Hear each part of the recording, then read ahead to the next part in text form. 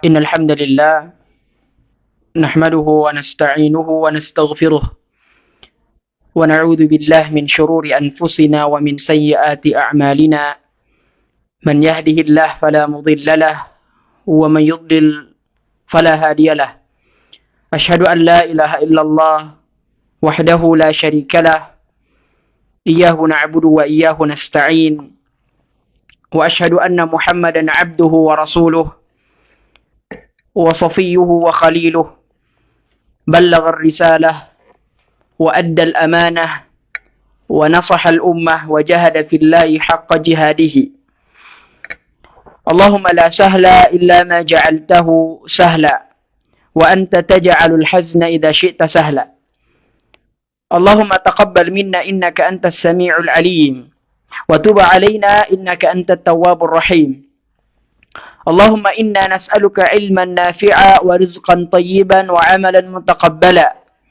اللهم أعنا على ذكرك وشكرك وحسن عبادتك أما بعد ikhwatal iman, teman-teman yang dirahmati Allah Subhanahu wa taala. Alhamdulillah dengan begitu banyak nikmat yang diberikan kepada kita. Ya, dan tentu juga kita banyak-banyak berdoa kepada Allah Subhanahu wa taala. Semoga apa yang kita amalkan seharian ini, ibadah-ibadah yang Allah perintahkan dan sunnah-sunnah Nabi sallallahu alaihi wasallam yang kita kerjakan, semuanya bernilai pahala di sisi Allah Subhanahu wa taala. Karena itulah hakikat kita sebenarnya diciptakan. Ya, wa ma khalaqtul jinna wal insa illa liya'budun. Tidaklah aku ciptakan jin dan manusia kecuali mereka beribadah kepadaku. Apa bentuk ibadah itu adalah taat kepada Allah, ibadah-ibadah yang diperintahkan kepada kita. Termasuk adalah menikah. Jadi termasuk perintah Allah Subhanahu wa taala yang sering kita saksikan ya di acara-acara yang kita diundang adalah pernikahan. Dan menikah salah satu ibadah terpanjang yang akan dilakukan oleh setiap manusia yang Allah ciptakan. Akan dilaksanakan kepada seluruh manusia yang Allah ciptakan di atas fitrah. Ya. Di atas fitrah ya Allah telah tetapkan. Ya. Jadi fitrah manusia adalah mereka diciptakan secara berpasang-pasangan. Ya, sebagaimana firman Allah Subhanahu wa taala dalam surah Ar-Rum. Ya. Dalam surah Ar-Rum Allah Subhanahu wa taala menyebutkan tentang di antara tanda-tanda kebesaran Allah Subhanahu wa taala adalah ya manusia diciptakan secara berpasang-pasangan. Ketika kita cinta kepada orang atau kita cinta kepada satu wanita atau bagi muslimah kita mencintai seorang lelaki, ya, seorang pria, maka sebagai fitrah manusia adalah kita bersabar dengan mencintainya. Maksudnya adalah kita bersabar dengan apa yang Allah Subhanahu wa taala berikan hambatan-hambatan untuk mendapatkannya. Ya. Maka kita bersabar sampai Allah takdirkan waktunya untuk kita bersatu. Ya. Maka ketika kita atau mungkin ketika antum cinta kepada Allah, maka cinta itu akan tersimpan di dalam hati kita sampai kita diwafatkan. Ya. Sampai kita diwafatkan. Maka kami sampaikan, ketika antum cinta kepada seseorang, siapapun, ya, mau ibu antum, mau kakak antum, atau mungkin nanti istrinya antum, ya, maka kita harus bersabar dengan hambatan-hambatan yang Allah berikan. Maka itulah dasar cinta adalah apa? Adalah kita bersabar. Bersabar dengan segala rintangan-rintangan yang kita akan hadapi, atau mungkin kita hadapi secara langsung. Dan ketika antum cinta kepada Allah, kita semua cinta kepada Allah Subhanahu wa taala. Bentuk cinta kita kepada Allah adalah kita taat dengan perintahnya dan menjauhi larangannya. Itu adalah cinta kepada Allah Tabarakar Rahman. Maka ketika antum cinta kepada Allah dan Rasulnya, maka antum siap untuk cinta itu mati. Ya. Cinta itu akan mati ketika Allah juga mematikan kita. Makanya kadang ya ada biasa cerita para pemirsa yang dirahmati Allah Subhanahu wa taala, ada seseorang yang menunggu wanita untuk dia nikahi. Ya. Ada seseorang ya yang menunggu wanita itu dinikahi selama 7 tahun. Jadi maksudnya pria di sini ingin pria ini ingin melamar seseorang, seorang wanita tentunya, masa laki-laki enggak ya? Selama 7 tahun. Ya. Dengan dia menikah dengan wanita tersebut, maka tentu dia akan mempunyai anak, ya, mempunyai keturunan yang banyak. Maka ketika antum cinta kepada seseorang, ya, apalagi jomblo fisabilillah, maka antum harus bersabar untuk mendapatkannya. Karena tidak semudah itu antum langsung mendapatkannya. Misalnya antum cinta kepada seorang wanita, ya, maka tidak secara langsung antum bisa dapat. Antum bisa langsung kita menikah. Tidak.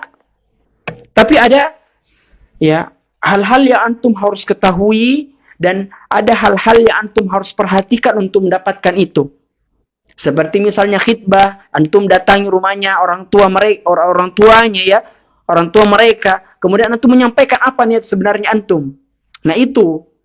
Jadi untuk mendapatkannya itu harus bersabar. Kadang-kadang ada orang yang 7 tahun untuk menunggu. Ada yang 10 tahun untuk menunggunya. Ada yang bahkan 20 tahun. Yang menunda waktu pernikahannya karena mungkin pertama belajar. Ya. Si akhwat mau menyempurnakan titel dokternya. Maka dia menunggu beberapa tahun untuk itu. Atau si pria atau si ikhwa itu, dia menunda pernikahannya karena ingin mencari apa? Pekerjaan. Apa yang akan dia gunakan untuk nafkah anaknya orang kalau dia tidak punya pekerjaan. Maka di sini harus kita sabar. Harus antum sabar untuk mendapatkannya. Tidak secara langsung antum bisa dapat dia, ayo kita menikah. Lah. Tapi ada tata cara untuk mendapatkan itu. Jadi ini yang kita sampaikan di awal, antum harus bersabar. Sabar, ya, isbiru wasabiru. Ya. Kemudian maka di sisi lain, ya, kita buat contoh yang lain para pemirsa dirahmati Allah Subhanahu wa taala. Ketika misalnya antum hijrah. Ketika misalnya antum hijrah, merubah diri, merubah pakaian, merubah pemikiran, ya, hijrah secara bahasa kan seperti itu, pindah dari tempat ini ke tempat berikutnya. Secara istilah adalah bagaimana caranya seseorang ini pindah dari negeri yang penuh dengan bid'ah, kesyirikan, kekufuran menuju negeri yang dimana di situ banyak ketaatan. Dia berubah, dia merubah sifatnya, berubah segalanya. Maka ketika orang berhijrah ada tantangan-tantangan yang harus dia hadapi. Dan dengan tantangan-tantangan yang dia hadapi itu mereka harus sabar. Jadi seperti itu, ketika antum ingin menikah, antum harus sabar dulu untuk rintangan-rintangan yang antum akan hadapi. Misalnya khitbah antum ditolak. Antum melamar seorang akhwat, antum ditolak. Antum harus bersabar. Karena tidak boleh kita menkhitbah seorang akhwat di atas khitbah orang lain. Dan ini insyaallah akan ada pembahasannya sebentar insyaallah. Ya. Ada yang baru setengah bulan hijrah, ada baru 1 tahun hijrah. Ustaz, saya tidak sabar. Ustaz, saya sudah capek dengar cemohan-cemohan, ejek-ejekan dari teman-teman saya, dari saudara-saudara saya, dari keluarga saya. Saya sudah tidak tahan, saya mau balik kepada manhaj saya yang dulu. Maka tidak bisa seperti itu dalam urusan pernikahan. Karena urusan pernikahan menuntut apa? Masa depan antum. Saya ulangi sekali lagi. Pernikahan juga menentukan apa? Menentukan takdir antum ke depannya, meskipun sudah diatur oleh Allah Subhanahu wa taala. Ketika ya ini terbuka untuk umum, ikhwah dan akhwat. Ketika ikhwah mencari si akhwat dan ketika akhwat mencari ikhwah, maka gunakan otak yang Allah berikan kepada antum, apakah ikhwah ini, apakah akhwat ini cocok untuk saya dan kehidupan saya setelah ini. Yaitu kematian, karena cinta yang sesungguhnya adalah cinta yang diikat di atas ketakwaan kepada Allah dan sampai di surganya. Karena kita mau reuni keluarga kita ini sampai di mana? Di surga. Bukan hanya sebatas di dunia. Kata Rasulullah sallallahu alaihi wasallam, "Lam yura lil mutahabbaini mislun nikah." Lam yura lil mutahabbaini mislun nikah. Kata Rasulullah sallallahu alaihi wasallam dalam hadis yang sahih, beliau mengatakan tidak pernah dilihat orang yang saling mencintai itu seperti nikah. Ya. Lam yura lil mutahabbaini mislun nikah. Tidak pernah dilihat orang itu yang saling mencintai, yang saling menyukai dan seterusnya kecuali mereka melaksanakan apa? Pernikahan. Maka Ibnu Taimiyah rahimahullah ketika mengkaji hadis ini, beliau mengatakan apa? Jadi kalau seseorang itu sudah saling mencintai, sudah saling memahami, dan sudah saling apa? Sudah saling jatuh cinta banget, ya. Maka apa solusinya? Segeralah menikahinya. Segera apa? Segera khitbah. Segera lakukan lamaran. Ya. Karena kenapa? Kalau kita tahan, kalau antum tahan itu, misalnya antum apa namanya ya? Misalnya sekolah, ya, antum sekolah, antum mahasiswa misalnya, dan satu kampus dengan akhwat, atau misalnya antum melihat ada akhwat yang cocok sama antum. Dan juga ternyata si akhwat ini apa? Suka juga sama antum. Masya Allah. Maka apa yang antum lakukan? Jangan hanya dilihat. Jangan hanya diperhatikan. Datangi rumahnya dan sampaikan kepada siapa? Kepada orang tuanya bahwa saya punya niat yang baik Bapak dan Ibu, saya mau seperti ini, saya mau seperti ini. Karena kapan kalau antum tahan, maka syaitan akan apa? Akan mengikat erat ikat pinggangnya itu, akan mengikat godaan-godaan yang kuat kepada diri antum. Kalau antum tahan, ya udah nanti aja deh, kita tunda saja dulu, saya mau belajar, nanti aja, akan ada waktunya. Paling nggak nanti dia akan minta sama saya untuk dilamar. Lah, kalau antum sudah punya rasa seperti itu, para pemirsa dan teman-teman yang dirahmati Allah Subhanahu wa taala, segera datang kepada orang tuanya. Antum tentu menyampaikan kepada kedua orang tua bahwa saya seperti ini, saya sudah suka, saya mau dengan dia, daripada saya tahan-tahan, saya pikir terus. Kalau orang tua bilang, oke, bismillah, kita segera ketok rumahnya, pintu rumahnya. Oke, silahkan. Karena sekali lagi, kalau antum tahan yang seperti ini, teman-teman yang dirahmati Allah Subhanahu wa taala, maka syaitan akan apa? Akan mengikat erat-erat tali godaannya kepada antum. Nanti mulai chatting-chattingan. Akhi, ukhti, kaif hal? Mulai mau'id, buat janjian. Ya. Mulai stalking di Instagram, di media sosial masing-masing. Dan banyak pintu-pintu kemaksiatan yang antum akan temui karena syaitan menggoda antum untuk membukanya. Ini kalau antum tidak antum tahan yang masalah seperti ini. Ustaz, saya masih muda, saya masih sekolah, Ustaz.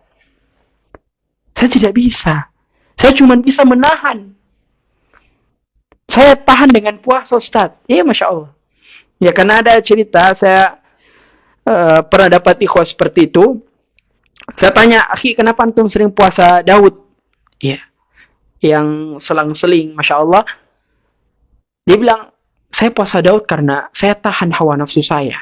Karena kan kata Nabi SAW, وَمَنْ لَمْ يَسْتَطِعْ فَعَلَيْهِ بِالصَّوْمِ فَإِنَّهُ لَهُ وِجَةٌ.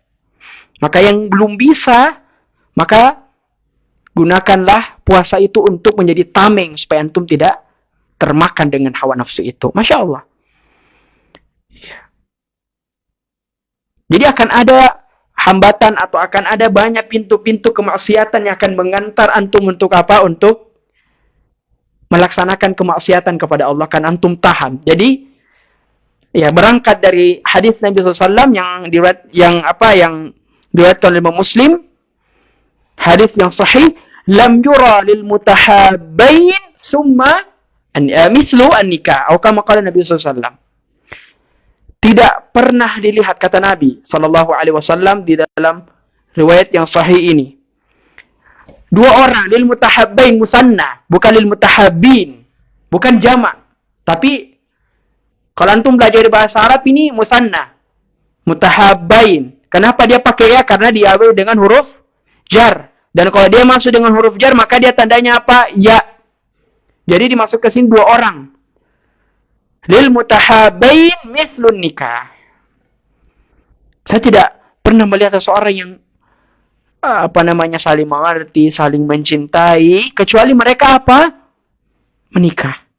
Jadi kalau antum sudah punya unek-unek seperti itu, maka segerakan. Dan ini ya, antum harus perhatikan. Karena subhanallah di zaman kita sekarang, di zaman teknologi yang sudah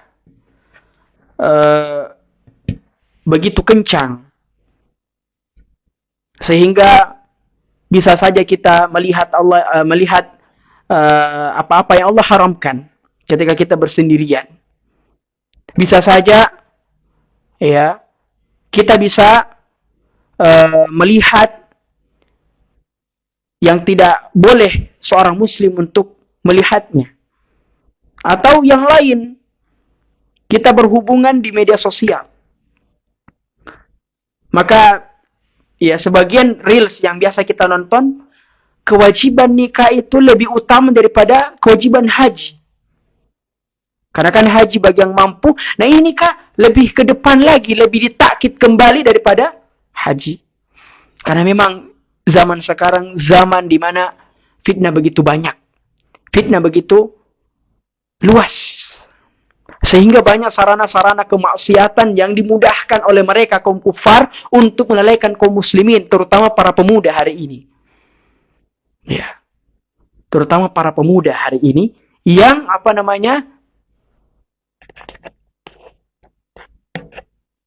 mereka manfaatkan untuk melaksanakan kemaksiatan. Dan ada juga mengatakan, apakah boleh nikah muda? Boleh. Karena hadis Nabi SAW tertuju kepada siapa? Bukan orang tua, tapi tertuju kepada anak muda. Ya ma'asyar syabab, syabab, bukan syekh. Wahai sekalian para pemuda, bukan orang tua. Man istata'a minkumul ba'a fayatazawwaj. Barang siapa yang sudah bisa di antara kalian untuk menikah, maka menikahlah. Ini banyak yang komen ya, saya tidak bisa melihatnya secara jelas. Mudah-mudahan ada ikhwah bisa bantu. Tapi insyaallah kita bisa jawab ya sesuai pertanyaan yang ada, tapi kita akan jawab di akhir sesi insyaallah. Baik. Jadi intinya seperti ini, ikhwah sekalian dan para akhwat yang mungkin juga menyaksikan streaming ini. Ketika kita sudah, memang hati ini Allah desain untuk perasaan, ya. Dan di antara salah satu perasaan itu adalah saling menyukai, saling mencintai. Dan Allah desain itu supaya kita bisa melaksanakan hal tersebut, yaitu nikah. Ya, karena kita sudah sebutkan di awal dalam surah Rum, dan ini biasa dibacakan oleh qurra, para qari-qari ketika menjelang akad nikah seseorang. Wa min ayatihi ila akhir ayat. Di antara tanda-tanda kebesaran Allah adalah apa? Menciptakan manusia itu secara berpasang-pasangan. Jadi memang ini kita sudah diciptakan berpasang-pasangan, namun kita tidak tahu siapa pasangan itu. Bentuknya juga disebutkan dalam surah An-Nisa di ayat yang pertama. Ya, jadi Adam alaihi salatu wassalam dulu hanyalah seorang manusia sendiri tanpa punya pasangan. Tapi Allah tegaskan dalam surah An-Nisa, wa khalaqa minha zaujah. Kemudian diciptakanlah pasangannya. Siapa itu? Hawa. Untuk menemaninya, ya, membimbingnya, mengurusnya, dan seterusnya.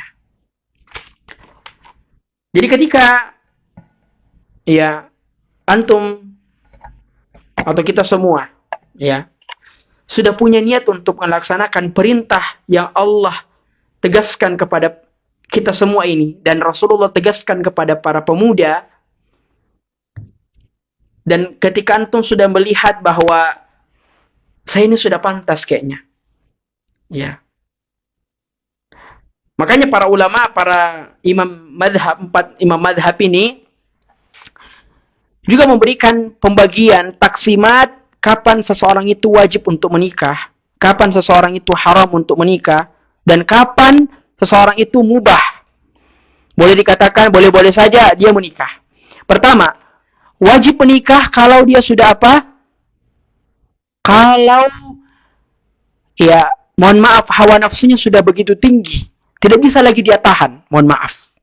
Syahwatnya begitu selalu tinggi, ya, selalu menggunanya untuk melaksanakan kemaksiatan. Ketika bersendirian, tidak ada orang, kamar terkunci, kamar dalam suasana gelap, ada handphone dan seterusnya, maka orang seperti ini wajib untuk menikah. Nah, salah satu pendapat 4 imam mazhab mengatakan orang yang seperti ini wajib untuk menikah. Nggak boleh tidak, karena kapan dia tidak menikah maka hal ini bisa terulang kembali. Kemudian yang kedua, haram baginya untuk menikah. Ada haram ternyata dalam masalah pernikahan. Tapi nanti insya Allah akan ada garis bawah. Akan ada mungkin tambahan-tambahan yang akan disampaikan ustadz-ustadz kita. Ya. Kapan seseorang itu haram hukumnya untuk dia menikah? Salah satunya sebab dia haram menikah karena pertama, mohon maaf ya, kelaminnya memberikan efek negatif kepada pasangannya. Misalnya penyakit HIV. HIV ini atau AIDS, apalah namanya itu. Inilah yang menyebabkan seseorang bisa menyebabkan dia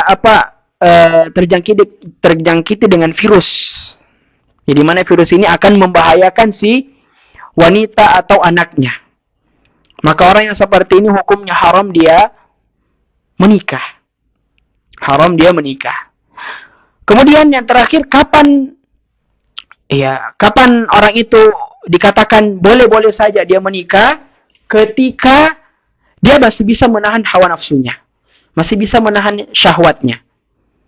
Ya, mungkin dia dibarengi dengan talabul ilm, menuntut ilmu dan seterusnya. Ini mubah, boleh-boleh saja dia menikah. Ya. Jadi ketika antum sudah punya niat dan tekad untuk melaksanakan ibadah yang panjang ini, maka silahkan. Pintu terbuka untuk antum untuk mengkhitbah, melamar. Dan saya ingatkan dan saya nasihatkan kepada para akhwat, para saudara-saudara di kaum wanita. Ini adalah salah satu peringatan dari Rasulullah SAW. Jangan, ya, kalau di daerah Makassar, di daerah Sulawesi, kita punya uang panai. Ya. Jangan karena uang panainya ini fulan lebih tinggi, lebih banyak, sehingga orang yang sudah pernah datang kepada kita dan melamarkan dirinya untuk menjadi suami antum sekalian, antum tolak. Tidak boleh. Ya. Karena mungkin uang panainya banyak dan bagus ki nanti pestanya, bagus ki dekorasinya dan seterusnya, maka antum mengatakan saya tolak ini dan antum saya terima. Enggak boleh. Makanya kata Nabi sallallahu alaihi wasallam, al-mu'minu akhul mu'min fala yahillu lil mu'min ay yubta'a ala bai'i akhihi wa la yakhtubu ala khitbati akhihi hatta yadhar. Perhatikan sabda Nabi SAW, seorang mukmin adalah saudara bagi mukmin yang lain. Fala yahillu lil mu'min, maka tidak boleh ya seorang mukmin itu apa? Ayyubta ala bai'i akhihi. Dia mendahului jualan apa? Atau mengingkari perjanjiannya. Perjanjian jualan saudaranya. Wala yakhtubu ala khidbati akhi, dan dia tidak boleh menkhidbah lagi di atas khidbahnya orang. Maka ini bagi kaum akhwat dan saudara-saudara kaum wanita, perhatikan hadis ini. Jangan, sekali lagi saya katakan, jangan karena adanya uang panai ya banyak ya tinggi nilainya sehingga antunna menolak tawaran yang pertama, sehingga antum menerima tawaran yang kedua. Ya, tawaran yang kedua. Perhatikan. Ya. Jadi tidak boleh ya, tidak boleh untuk perkara yang seperti itu. Ya usul, kalau antum sudah terima yang pertama ya ikhlaskan. Kan antum kan sudah istikharah. Makanya kalau antum mau khitbah nantinya istikharah dulu. Jangan hanya minta penilaian dari manusia, tapi minta dari Allah, karena Allah yang menciptakan dia. Mintalah baik-baik kepada Allah, berdoalah kalian bersungguh-sungguh, minta kepada Allah, kalau bisa antum menangis, ya, sehingga Allah memberikan dia petunjuk. Karena tanda diterimanya salat istikharah antum, tanda diterimanya doanya antum itu adalah apa? Ketika Allah memberikan jalan yang terbaik kepada antum, ya antum inginkan tadi, antum minta doa kepada dia. Jadi ketika antum sudah istikharah, bismillah, terima. Dan jangan minta lagi yang lain. Jangan tutup pintu. Ya, tutup pintu rumah antum. Tidak boleh lagi menerima yang lain, karena antum sudah menerima di awal.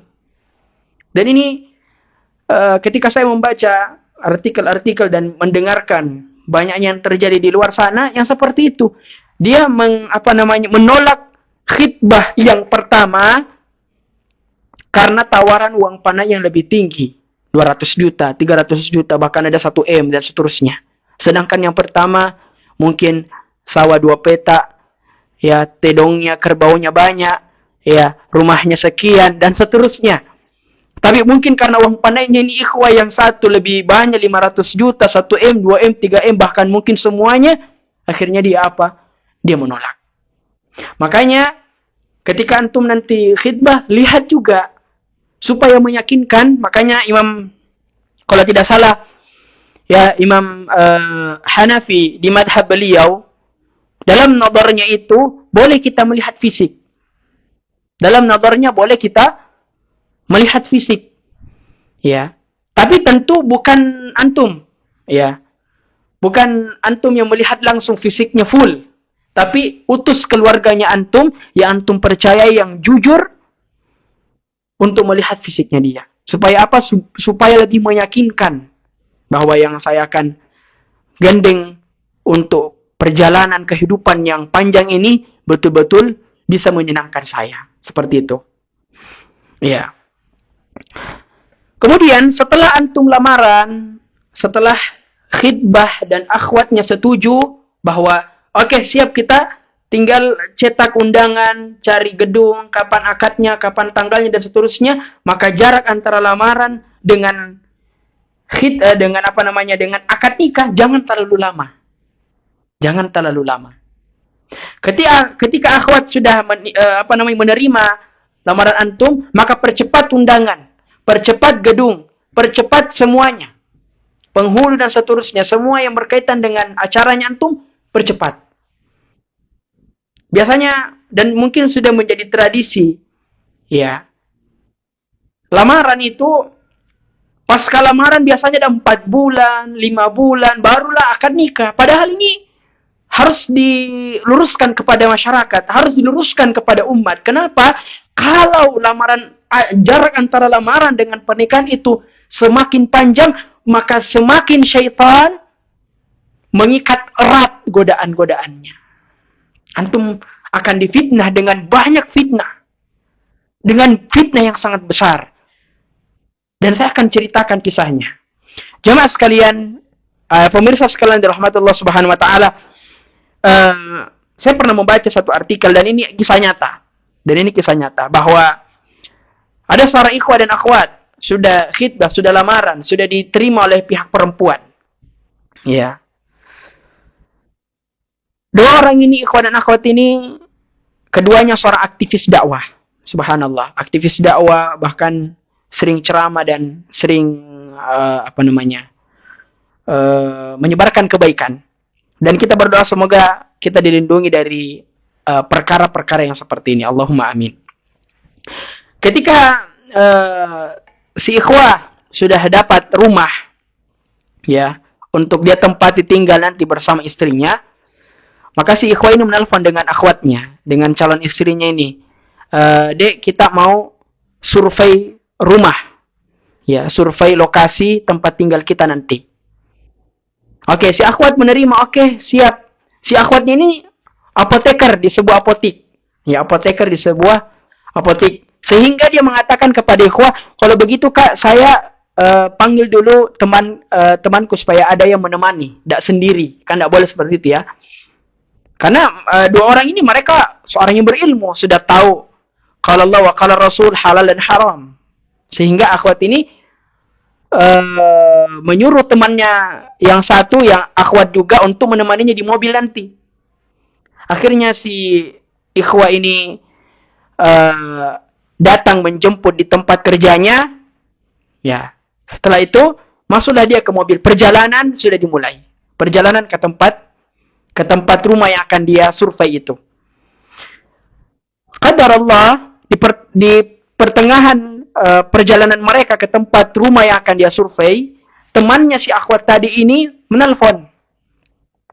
Ya, ditelepon oleh pihak apotik untuk kembali ke apotik karena ada beberapa hal yang harus diselesaikan segera dan tidak bisa ditunda. Akhirnya dia meminta maaf kepada saudarinya.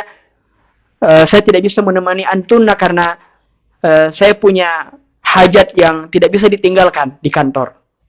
Akhirnya belum sampai di tempat, si akhwatnya ini turun dari mobilnya, kemudian kembali ke tempat kerjanya. Nah, tinggal berapa? Tinggal 2 orang di mobil. Akhwat di belakang, ikhwah di depan menyetir. Nah, disitulah syaitan datang dan menggoda ikhwah tersebut. Ya, tapi tetap ya, mereka ini adalah seorang aktivis. Maka mungkin penglihatan kita tidak mungkin. Alhamdulillah. Singkat cerita, sampailah dia di tempat rumah yang dia akan survei.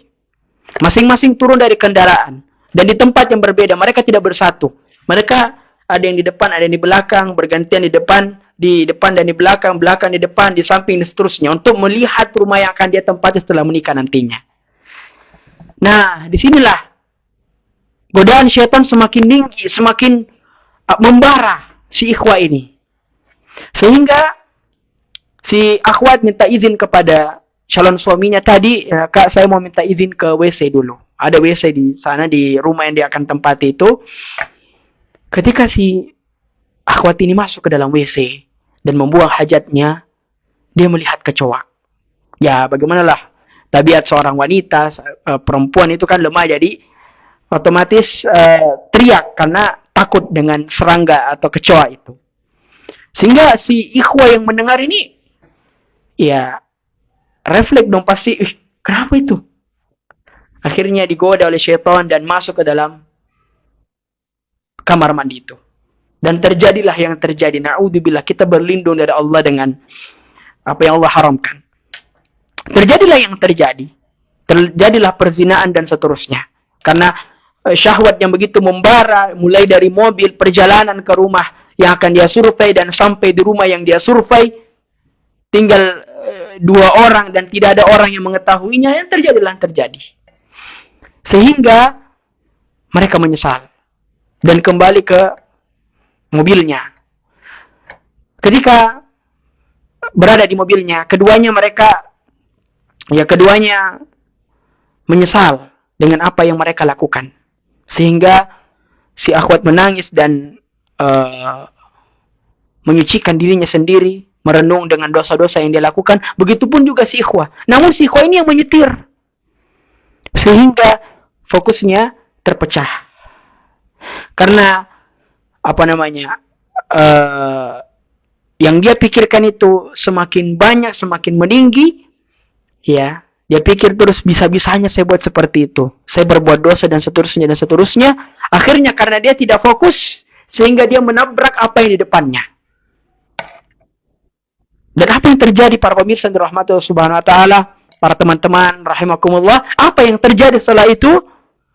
Setelah tabrakan yang sekian detik terjadi, ternyata mobilnya hancur dan ikhwah tadi, calon suaminya, meninggal dunia. Ya, meninggal dunia dan tersisa si akhwat. Dan ternyata beberapa hari setelah setelah terjadi tabrakan tersebut, wanita ini dilarikan kembali ke rumah sakit. Dan setelah diperiksa oleh dokter, ternyata dia hamil. Hamil di luar nikah, belum akad, baru lamaran. Terjadilah yang terjadi, yaitu apa? Hamil di luar nikah. Sehingga keluarga akhwat tidak mau begitu saja menerima takdir. Sehingga dia menelpon siapa? Si keluarga ikhwah. Nah, bagaimana ini, anak saya sudah hamil dan saya butuh bertanggungjawaban atas apa yang anak Anda lakukan. Sehingga si keluarga ikhwah tidak menerima. Saya tidak bisa menerima.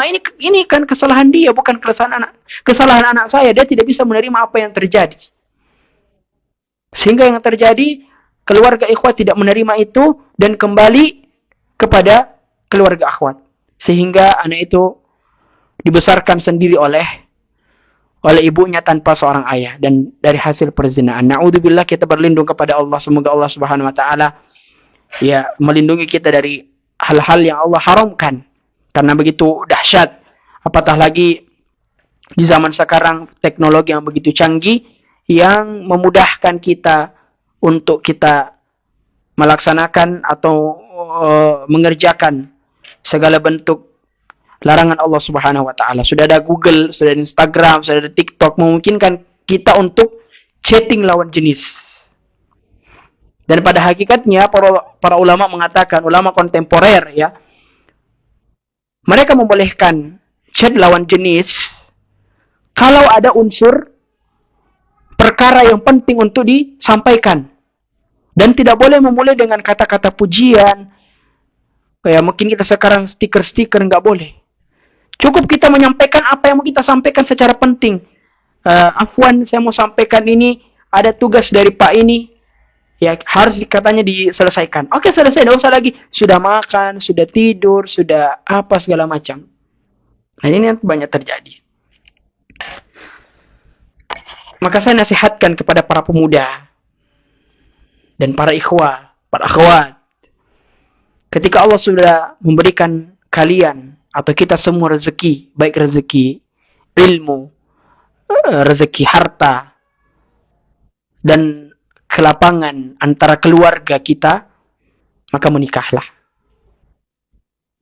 Saya ulangi kembali, saya nasihatkan kepada seluruh ikhwah, seluruh pemuda, ikhwah dan akhwat, ketika Allah Subhanahu wa taala telah melapangkan rezeki antum, rezeki harta, ya, rezeki ilmu, dan rezeki kelapangan kalian untuk menyampaikan kepada keluarga, maka menikahlah. Karena zaman sekarang ini sudah zaman yang mewajibkan kalian untuk menikah. Jangan kita mengatakan, saya kan penghafal Quran, saya kan orang dekat kepada Allah, tidak mungkin saya melaksanakan seperti itu, saya melakukan seperti itu. Kita sudah dengar tadi kisahnya bagaimana. Ya, jadi ketika kita sudah diberikan banyak nikmat kepada Allah, maka laksanakanlah tugas ini. Ya. Karena kita lihat sudah banyak yang terjadi wanita-wanita SMA yang hamil di luar nikah. Karena disebabkan apa? Jebakan-jebakan syaitan. Yang diajaklah mereka untuk melakukan apa yang Allah haramkan. Makanya di istilah kenalan di FB, chatting di WA, buat janjian, landing, dan jadilah yang terjadi. Ya, kenalan di FB pertama. Ya, mungkin lihat di FB, dapat di FB, bagus ini untuk kita chat. Bagus ini untuk kita telepon. Sehingga dia telepon, halo, sudah makan, halo, saya ini, naudzubillah. Kemudian minta nomor. Bisa minta nomor supaya lebih akrab ini silaturahim. Masya Allah, silaturahim. Akhirnya dia dapat nomornya, save di WA, chatting-chatting terus. Sehingga dalam satu hari, ya sudah ribuan chatnya. Kemudian setelah itu, kayaknya tidak bagus ini, kita cuma chatting-chattingan. Kayaknya cocok ini untuk kita janjian. Ya janjian. Sudah punya mau'id di restoran dan seterusnya. Kemudian sudah dapat janjian, sudah ketemu, landing istilahnya. Ya, berduaan, cerita-cerita, bagi cerita. Karena mungkin tidak enak rasanya kalau cuma cerita-cerita tanpa dipeluk, akhirnya dia peluk. Karena tidak enak rasanya karena cuma dipeluk seperti ini, akhirnya dicium dan seterusnya. Na'udzubillah. Dan banyak yang terjadi seperti ini. Makanya ketika Nabi SAW didatangi oleh pemuda, dia mengatakan, ya Rasulullah, izinkanlah saya untuk berzina. Ya, izinkanlah saya untuk berzina. Maka Rasulullah menyampaikan kepada dia, menjawab pertanyaan apa yang disampaikan tadi pemuda kepada beliau. Dia mengatakan, apakah ibu masih hidup? Naam ya Rasulullah, beliau masih hidup. Kemudian ditanyakan, apakah engkau ridha kalau ibumu dilakukan seperti itu kepada lelaki-lelaki? Maka dia mengatakan, tentu tidak ya Rasulullah. Maka seperti itulah, apakah engkau tidak malu engkau melaksanakan yang seperti ini? Maka setelah itu Rasulullah SAW memegang dada beliau, kemudian mendoakan beliau. Apa doanya? Pertama, Allahumma gfir dzambahu. Ya Allah, ampunilah dosanya. Wa tahhir qalbahu. Dan bersihkanlah dadanya dari segala macam godaan. Wa hassin farjahu. Dan apa? Dan peliharalah kemaluannya. Karena dari mata turun ke hati, hati turun dan seterusnya. Wa hassin farjahu. Maka Rasulullah menambahkan lafaz wa hassin farjahu. Maka peliharalah dan jagalah kemaluannya.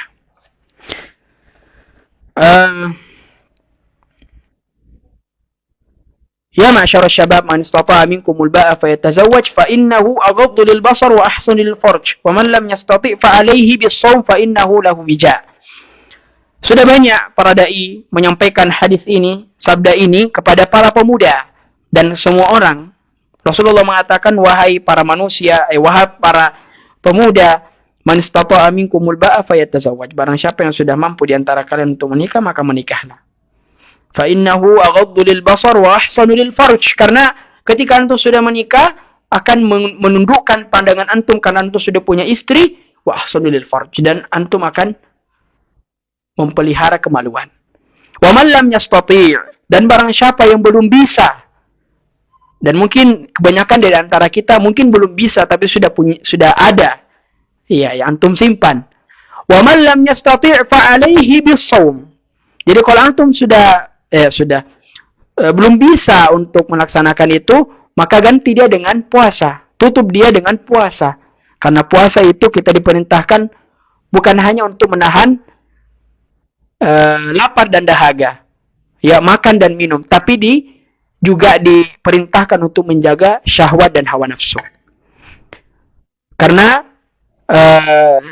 puasa itu adalah tameng, perisai untuk antum tidak melaksanakan kemungkaran kepada Allah Subhanahu wa taala. Berarti nikah mudah boleh atau tidak?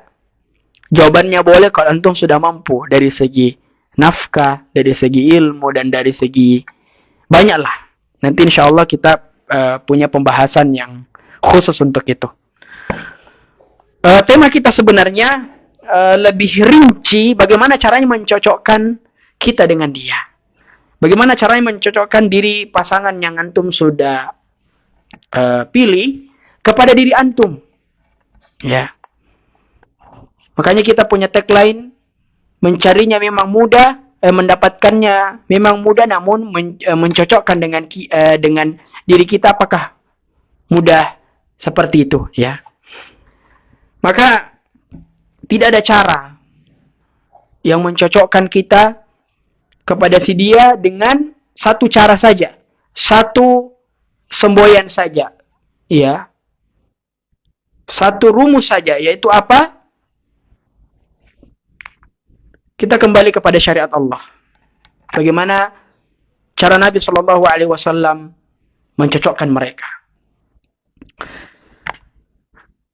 Yang pertama adalah yang akan kita bersamai itu dia taat kepada Allah dan Rasulnya. Dan inilah yang paling utama. Inilah yang paling utama. Karena apalah sebuah hubungan itu yang diikat tanpa rasa takut dan ketakwaan kepada Allah. Ya. Apalah sebuah hubungan pernikahan itu tanpa diikat dengan takwa dan taat kepada Allah Subhanahu wa taala. Dari Abu Hurairah radhiyallahu anhu, Rasulullah sallallahu alaihi wasallam bersabda, "Tankihul mar'ah li arba'." Ya, wa li hasabiha wa jamaliha wa li diniha fadfar bidzatid dini tariyat yadaka. Wanita biasanya dinikahi karena 4 hal. Karenanya harta, karena kedudukannya, karena parasnya, dan karena agamanya. Maka hendaklah kamu pilih yang bagus agamanya itu keislaman. Karena kalau tidak demikian, yaitu ketika antum tidak mengutamakan masalah taat kepada Allah dan Rasulnya, maka antum akan rugi. Kemudian juga dari Abu Hatim Al-Muzanni radhiyallahu anhu, Rasulullah sallallahu alaihi wasallam bersabda, "Idza ja'akum man tardawna dinahu wa khuluquhu fankihuhu. Illa taf'alu takun fitnatan fil ardi wa fasad." Jika datang kepada kalian seorang lelaki yang kalian ridho agama dan akhlaknya, maka nikahkanlah ia. Ya, illa taf'alu, ketika engkau tidak melakukan itu, ya, takun fitnatan fil ardi wa fasad. Ya, maka akan terjadi fitnah dan kerusakan di muka bumi. Hadis riwayat Tirmidzi dan disahihkan oleh Syekh Albani. Maka jika demikian, ilmu agama adalah poin penting, ya, yang menjadi perhatian dalam memilih pasangan idaman. Jadi kunci yang pertama untuk mencocokkan diri antum kepada pasangan adalah apakah pasangan antum itu taat kepada Allah dan Rasulnya. Kalau tidak taat, tidak bagus salatnya, tidak bagus ibadahnya, maka jangan. Kecuali niatnya antum ingin memperbaiki, ingin mengajari, maka silahkan. Tapi lebih kita utamakan adalah mereka yang sudah menuntut ilmu, yang sudah belajar, ya, yang taat kepada Allah dan Rasulnya. Kemudian yang kedua, salah satu cara untuk mencocokkan diri kita kepada pasangan, ya, calon pasangan antum dan kita semua, afwan, al-kafa'ah, yaitu sekufu atau sebanding. Karena yaitu sebanding dalam hal kedudukan, agama, nasab, rumah, dan selainnya. Maksudnya di sini adalah sebanding. Kalau dia taat, kalau dia patuh kepada Allah, maka kita juga cocok dengan dia. Kalau tidak, ya bukan, ya. Makanya Allah berfirman dalam surah An-Nur ayat 26, Allah mengatakan, "Al-khabithatu lil-khabithin, wal-khabithuna lil-khabithat, wat-tayyibatu lit-tayyibin, wat-tayyibuna lit-tayyibat." Allah mengatakan dalam surah An-Nur, wanita-wanita yang keji untuk laki-laki yang keji, dan laki-laki yang keji untuk wanita yang keji pula. Wat-tayyibuna lit-tayyibat, wat-tayyibatu lit-tayyibin, wat-tayyibuna lit-tayyibat. Ya. Wanita-wanita yang baik untuk laki-laki yang baik, dan laki-laki yang baik untuk wanita-wanita yang baik pula. Kemudian di dalamnya terdapat hadis yang kita sudah sebutkan di awal. Jadi yang kita mau garis bawah di sini adalah kita sebanding dalam agama dan kedudukan. Ya, kedudukannya bagus, ya maka dan antum juga seperti itu, maka fadhal, silahkan. Nasabnya dan terutama agamanya. Ya, taat kepada Allah. Kalau dia taat kepada Allah, maka insya Allah dia juga akan taat kepada antum. Yang ketiga, menyenangkan jika dipandang. Ya, Allah Ta'ala berfirman, wa min ayati an khalaqalakum min anfusikum azwajan litaskunu ilaiha wa ja'ala bainakum mawaddatan wa rahmah. Dalam surah Ar-Rum ayat 21 Allah mengatakan, dan di antara tanda-tanda kekuasaan Allah ialah menciptakan bagimu istri-istri dari jenismu sendiri agar kamu merasa tentram dengannya. Dalam sebuah hadis Rasulullah SAW juga menyebutkan 4 ciri wanita salihah, yang salah satunya adalah jika memandangnya membuat suami senang. Maka ini yang mau kita teruskan kepada kaum wanita, ayyuhal akhwat, bahwa make up antuna sekalian, kecantikan antuna sekalian itu jangan pernah antuna perlihatkan kepada lelaki yang lain. Makanya dikatakan dalam sebuah hadis bahwa tinggalnya seorang istri, tinggalnya seorang wanita di dalam rumah adalah pahala baginya. Bayangkan tinggal di rumah dikasih pahala. Ya, ini khusus keutamaannya begitu besar bagi wanita. Maka make up antuna sekalian, eyeliner, skincare antuna sekalian, jangan perlihatkan kepada orang yang lain, lelaki yang lain. Ya, khususkan kepada dia saja. Jangan kepada yang lain. Kemudian yang terakhir, ya, setelah pandang, makanya kita sudah singgung di awal bahwa ada salah satu madhab dari 4 madhab ini yang membolehkan untuk melihat fisik secara full, yaitu madhab Imam Hanafi. Namun bukan antum yang melihat, tapi ada keluarga antum yang diutus kepada mereka untuk dilihat apakah bisa menghasilkan keturunan dan seterusnya.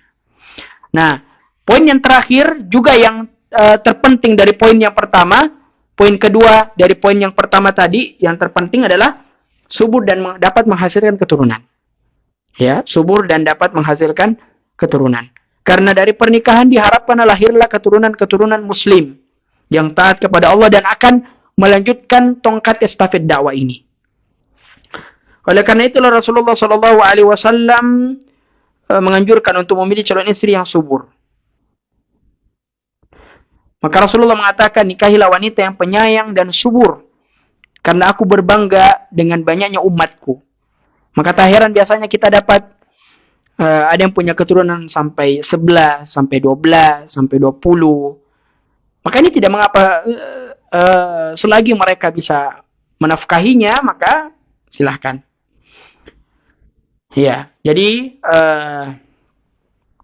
inilah diantara cara, dari banyaknya cara-cara ya, untuk mencocokkan diri kita kepada pasangan adalah pertama taat kepada Allah dan Rasulnya, dan ini yang paling utama dalam ingin mencocokkan sebuah hal. Dalam satu hal, terutama dalam masalah pernikahan. Kemudian yang kedua adalah al-kafa'ah, yaitu sekufu atau sebanding. Ya, sebanding dalam kedudukan, sebanding dalam agama, dan sebanding dalam nasab. Ya, karena Allah Ta'ala berfirman dalam surah An-Nur yang tadi kita sebutkan, al-khabithatu lil-khabithin wal-khabithuna lil-khabithat wat-tayyibatu lit-tayyibin wat-tayyibuna lit-tayyibat. Yang keji untuk yang keji, yang baik untuk yang baik. Ya. Yang ketiga, menyenangkan jika dipandang. Kalau kita lihat, hati kita ini langsung berbahagia, berseri-seri, dan wajah kita berseri-seri untuk melihatnya. Ya, wa min ayatihi an khalaqalakum min anfusikum azwajan litaskunu ilaiha ila akhiril ayat. Kemudian yang kelima dan terakhir adalah subur dan dapat menghasilkan keturunan. Karena apalah pernikahan kalau tidak bisa menghasilkan keturunan, kecuali mereka yang diuji oleh Allah. Karena beberapa nabi yang diuji oleh Allah Subhanahu wa taala berpuluh-puluh tahun tidak diberikan keturunan. Nah, ini juga nasihat bagi yang mungkin belum diberikan keturunan. Ya, bersabar karena ini adalah di antara bentuk ujian yang Allah berikan kepada kita. Kemudian perbanyak amalan saleh, amal saleh, amal saleh, amal saleh, dan banyak berdoa. Dan banyak berdoa kepada Allah Subhanahu wa taala, ya, karena dengan doa-doa itulah Allah Subhanahu wa taala akan menjawab setiap apa yang kita minta.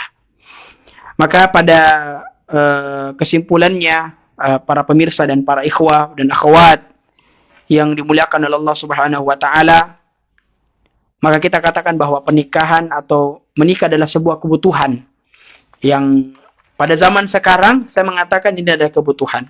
Karena begitu banyak pintu-pintu kemaksiatan yang sudah dibuka lebar oleh musuh-musuh Allah Subhanahu wa taala untuk memalingkan manusia, memalingkan kaum muslimin dari ketaatan kepada Allah. Salah satunya adalah teknologi yang kita punya sekarang, handphone, gadget-gadget yang kita punya. Yang dimana semua bisa kita googling, kita bisa searching, dan seterusnya. Dan kita bisa, boleh jadi kalau tidak ada keimanan dalam diri kita ini, kita bisa menyaksikan apa yang Allah haramkan. Ya, dan kita bisa melakukan apa saja yang kita mau. Mau mencuri, mau berzina, mau chatting, mau, dan seterusnya. Maka kita berlindung kepada Allah Subhanahu wa taala atas apa yang diharamkan. Demikian yang bisa kami sampaikan. Kurang dan lebihnya mohon dimaafkan. Mohon maaf jika ada pertanyaan yang belum terjawab, tapi mudah-mudahan saya bisa lihat ya di live streaming ini, karena beberapa kita belum jawab. Maka bagi ikhwah atau akhwat yang ingin bertanya bisa langsung via DM, atau nanti insyaallah ikhwah Shahidawal Sunnah akan buat testimoni ya untuk kajian kita. Maka silahkan antum mengetikkan pertanyaan antum di situ. Nanti insyaallah kita jawab semampu kita. Wallahu taala alam. Subhanakallahumma bihamdika asyhadu an la ilaha illa anta astaghfiruka wa atubu ilaik. Wassalamualaikum warahmatullahi wabarakatuh.